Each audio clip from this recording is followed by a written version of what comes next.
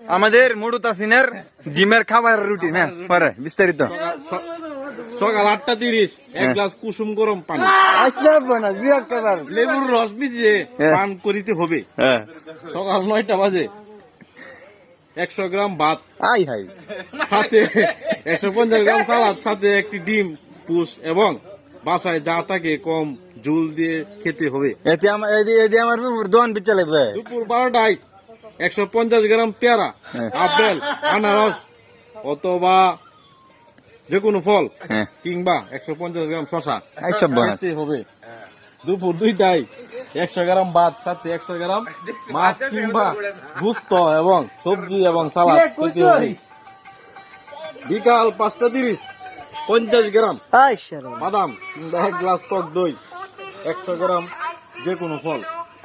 রাত 8টা বাজে একটি ডিম সিদ্ধ। রাত 9টা বাজে 2 পিস।